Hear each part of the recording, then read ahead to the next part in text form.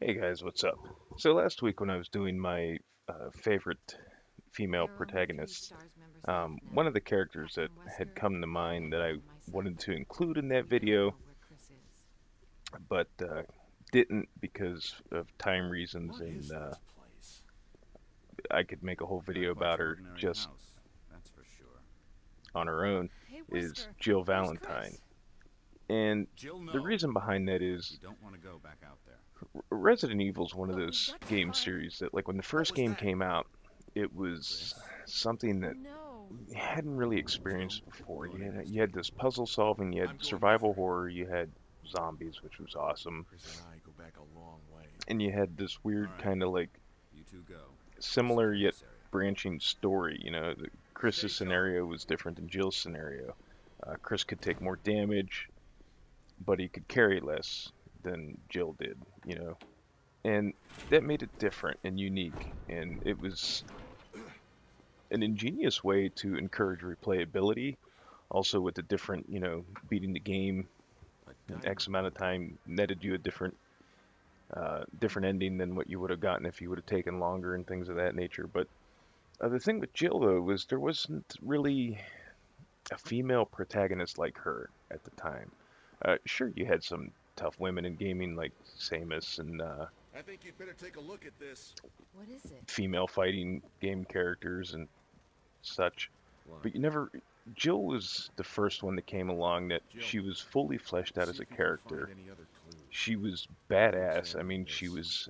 Let's just hope it's not Chris's. she partook in special forces training. She was an expert marksman. She could, well, she was the master of unlocking, and she could remain cool under pressure. I mean, in the first game, there's a couple times where she kind of loses it a little bit, but I mean, let's be honest, if you saw a zombie for the first time, you'd probably freak out for a minute or two yourself. But I mean, for the most part, she handled the situation just as well as anybody else did in the situation.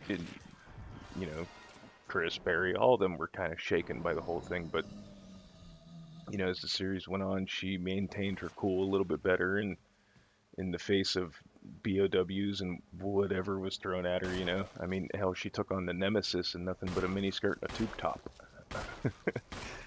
But Barry, What is it? she look was a out! It's a character that monster! many Let me fans of the take care of it. series hold her in high esteem, and she's near and dear to the hearts of a lot of people I know that are fans of the series, What the hell is this a thing? lot of YouTubers I found that Kenneth specialize in killed by Resident this Evil. thing. She's high on their Must list of report this favorite to Wesker. characters. There's just something about her. I'm sure a lot of those qualities that I mentioned earlier have a lot to do with it. But I mean, on top of everything else, she was likable. Um, you don't always come across that with characters. They might be these uber badass people, but they're not always likable. And while we kind of knew Jill, we didn't know everything. Like there was a little bit of a mystique about her, and a little bit of a history that we weren't fully aware of, which is fine. Because, like I said, she was still a fully realized and fleshed out character. And while she wasn't the most powerful character in the series, she excelled at hand to hand combat. As I said, she was an excellent marksman. She could handle just about any weapon that she could get her hands on. Um, her hand to hand seemed to be mostly focused around kicks and things of that nature, possessing excellent lower body It's been strength, abandoned I for a guess would be while. the assumption that could be drawn from her melee attacks and um, some of the cutscenes, especially the fight in Resident Evil 5. Even though she's under the influence of P30 from Wesker, she seems to favor using roundhouses Don't and think we're alone. um, grabs with her legs and things like that. She doesn't seem like she's a big puncher, even though she will resort to that from time to time. It seems like she leaves most of the punching to Chris Redfield, but throughout the course of the series, we see she's one of the few characters that evolves quite a bit. She was, like I said, she was pretty even-headed considering the circumstances of the first Resident Evil game. She wasn't in Resident Evil 2, and then she was the main star of Resident Evil 3, um, trying to make it out of the city, evade Nemesis. She gets infected with the T virus. Carlos finds her the cure. We come to find out later that it just kind of put it into a dormant state. It didn't actually cure. And then, mechanically, the first Revelations game takes place before Resident Evil 5. So there we kind of get to see that devotion between her and Chris as far as their partnership goes. Something else going on there other than that? Who knows? I mean, I guess you could read between the lines, but she seems to stay pretty professional with him, even though she does care a great deal for him. But, like I said, I guess that would be more open for interpretation than anything. But she seems to show a good deal of devotion to anybody she's teamed up with. Not on that level that she shows with Chris, but I mean, she cares about Parker's well-being. In the Desperate Escape DLC for Resident Evil 5, her and Josh Stone are partners, and even Barry and the other STARS members in the first game, she's very kind of got this, not like a mother hen type of thing, but she is definitely one of those people that she will have the back of those around her, and that in and of itself is an admirable trait. And then once you combine that with everything else, I mean, it just makes her an all-around well-balanced individual for a series like this. I mean, each character kind of has their quirks and their trade-offs and things like that, but Chris is pretty much kind of single-minded on whatever goal is before him. And as I mentioned, his devotion to Jill as his partner. Leon kind of has that kind of aloof, weird kind of sense about him, especially with his, women being his kryptonite and everything like that. Some of the other characters, Ada's basically wrapped in mystery and all that, whereas Jill's kind of like the every person character, like everybody, there's something about her that just about everybody can relate to, whereas you might not have that with those other characters. And I have no idea why there's no sound for these sections. Probably because I had to capture this stuff off of my PlayStation 3 and I probably fucked something up, but at any rate, that's not what's important here. It's not like this is a playthrough video or anything. But she, it's almost like she's the badass version of the girl next door, if that makes sense. She's put into these extraordinary circumstances, but she still kind of has that grounded in reality sense about her. She feels relatable. She's the kind of person that, in a cast that's so diverse and kind of, considering some of the villains pretty out there, she's the relatable everyman or woman, whatever. And I think that's why so many people gravitate towards her.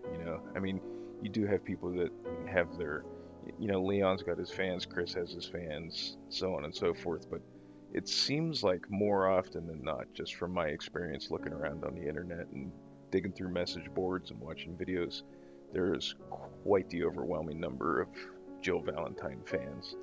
And I think, like I said, it's just because she has that relatable quality to her that she seems like that kind of person where at the end of the day, when the mission's done, she could probably take off the BSAA outfit, go grab some casual clothes and head down to the bar and have a few beers with everybody, you know.